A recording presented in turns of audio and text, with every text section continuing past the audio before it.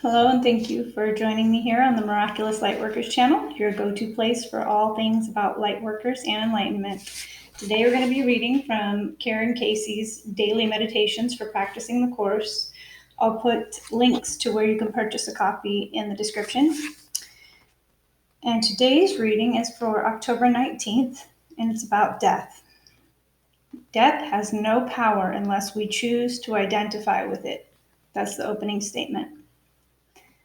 There's nary an advertisement on television or in a magazine that doesn't encourage us to buy a look and stay young product. Although we don't readily acknowledge this, we are, of course, trying to eliminate the aging process, which is one small step away from death. How can it possibly be true that death has no power over us? Don't funerals, cemeteries, and final will and testaments all testify to how real death is? While we're engaged in this world, it's obvious that death is a reality, but the Course helps us see that only the body dies, and the body is nothing more than a vehicle the ego has created to carry us through this panorama of experiences. When we've learned the truth, we'll discard the body. The body will die, but our real self will not. We can think about death in a new way now. Indeed, death has no power over who we are and what we do. Closing affirmation says, I am in charge of my life. Today invites my full involvement.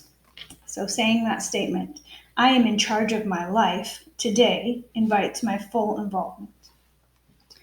So this is definitely a part of the Course that I think invites probably a lot more critique than most, because most people are very committed to the idea that death is the most real thing that you can come into your human experience, right? We have how many things are really guaranteed in life? We have, what's the old saying? It says something about death and taxes are the only things that are guaranteed. So that's because of the situation of how our lives have been designed in the original fall, which we are sure has happened and we've convinced ourselves of it. The underlying theme here is that we are only subject to it because of our commitment to body consciousness instead of spirit identification. So when we say death has no power unless we choose to identify with it, this is a really interesting thing, especially in American culture. So as opposed to a lot of the rest of the developed world, we have a culture that is not life affirming in a lot of ways. And so it's identified with the spirit of death. And that's a really harsh reality for a lot of people to experience. Recently, there was it was a law that was passed that allowed babies to be killed on their first day of life and still called it abortion instead of murder. So what we're having here is a really horrendous sort of life challenging sort of experience where we're being forced to kind of look at how much we really celebrate life or how much we identify with death. And it's a very, very complicated issue. I don't think anybody in their right mind can really say that killing a baby on its first day of life is somehow acceptable. And yet we have a law passed that just condoned it and made it legal. For anybody who's been a parent or anybody who wants to be a parent or a child who was, came into this world and felt unloved and unwanted and maybe knew that reality from their parents, this is ultimately really, it's a harsh thing to have to look at this and realize what we're identified with and try to really be our brother's keeper, even for, especially for the young who have no voice of their own and need somebody to stand in their defense. This is just a really hard hitting reading today, especially since we're coming into the season of Halloween, and there's all these things associated with Halloween that are about the afterlife and the underworld and the dead and all sorts of things that are not in the spirit of being life affirming, really. We don't want to think of it like that. We think of it as innocent kid fun. But then you also have Dia de los Muertos right after that, which is Mexican Day of the Dead. You're dealing with a time where there's a lot of trying to celebrate the life of people who've gone before us, but it's done culturally in a very interesting way that kind of it puts a sort of glory on it. I would say, and that's having grown up very close to the culture. So there's no judgment in it. That's just saying. I mean, it's a really complicated thing. I've seen a lot of people come and go on this planet, and in some of those situations, it was really merciful to allow them to go. But what they're saying here is, look, when the mortal coil has been sloughed off, and you go beyond this 3D reality that we're living in now, spirit is the part that you take with you, and it has an accumulated energy to it. So it doesn't just die, and it's not the body itself. They're trying to point out is sort of insignificant. We like to give our body a lot of attention. We like to overestimate what its value is and what its worth is about. And all throughout any culture in the developed world, you'll see a lot of people pouring immense amounts of energy and money, etc., into it. So the idea that death has no power unless we choose to identify with it is saying, I see that what goes beyond the grave is the part that is spirit identified. And though I will have to give back that which I have borrowed from the elements, from Mother Earth here, and I will have to surrender that at some point, I see the true spirit of who I am and who you are through the eyes of God.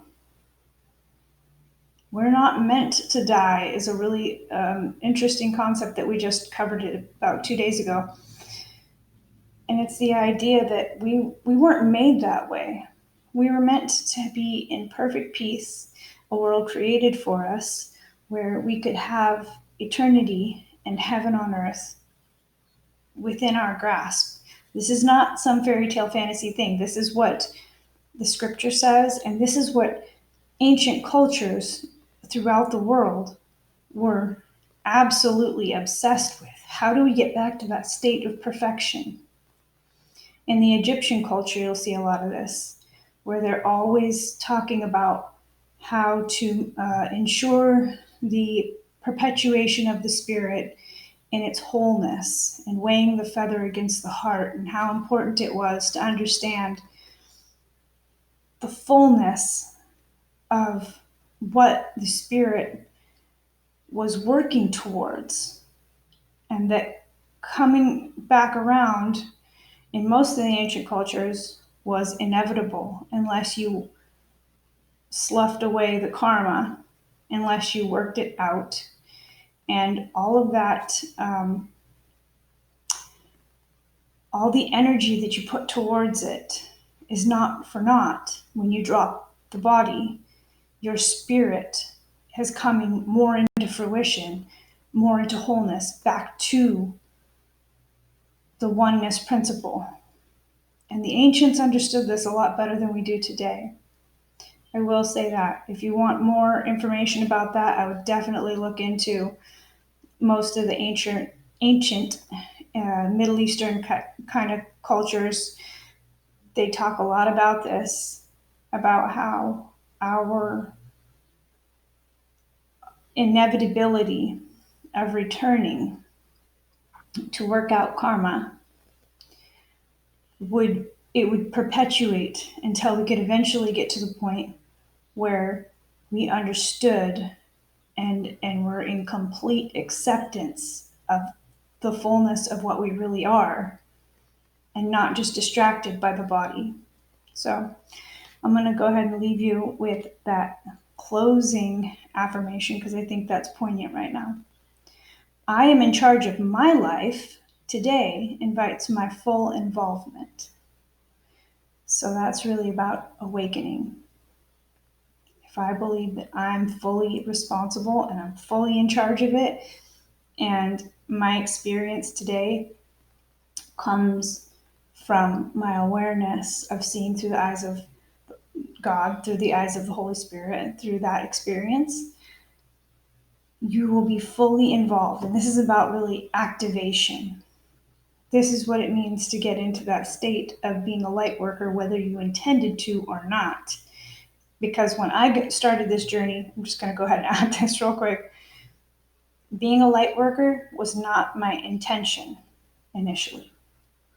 I just wanted to heal and I just wanted to learn. And once I got to a certain point of learning, it sort of dawned on me like, a brand new day in my mind one day, and I realized I'm going to help other people to do this because it's been so valuable to me, and we're all moving towards that. It's inevitable. We're all coming back to wholeness and activating, and right now, this moment on our planet is really exciting because it's starting to come in waves that are just unmistakable. And it's becoming so evident in like in the most craziest ways, like the breakdown of society, because people are they're sort of losing the inhibition of I have to fit into this role and do this and that, and they're just moving into a place that for a lot of people is really I want to say it wasn't really well thought out for a lot of people, but they're activating sort of in these like hero modalities and things like this. Some of it's really ego driven, but some of it's really from their spirit, and they're saying, you know what, the time is now. We're at a critical juncture. This is why awakening at this moment is incredibly important. We've run out of time in the humanistic sense. Time doesn't exist, right? It's only here as a learning device. But we're coming up to the point where we can't afford to waste any more time, because the cost of wasting any more time is to the detriment of ourselves and everyone else around us. And that's not what Spirit would have us do. If we were really standing in our truth, we would know without any question whatsoever that the time is now. So activate, today invites my full involvement. So listening to that spirit come alive in you and listening to that direction, as opposed to your ego trying to persuade you of all the reasons why you should be fearful, angry, bitter, etc. Activate. Come into the awareness of spirit, where it kind of makes you take a step back and just have those aha kind of moments, like, wow, holy smokes, it's time, So I really thank you for being here with me, and I pray for your peace. I pray for your wholeness and your joy and your activation. And I thank you for your time. I thank you for coming and spending time here with me and the rest of the collective. And if you're interested in having more dialogue, drop a comment below. Like, share, subscribe. Tell your friends. Thanks for joining me. And I'll see you again next time as we all come back together to uplift, enlighten, and ascend. Bye now.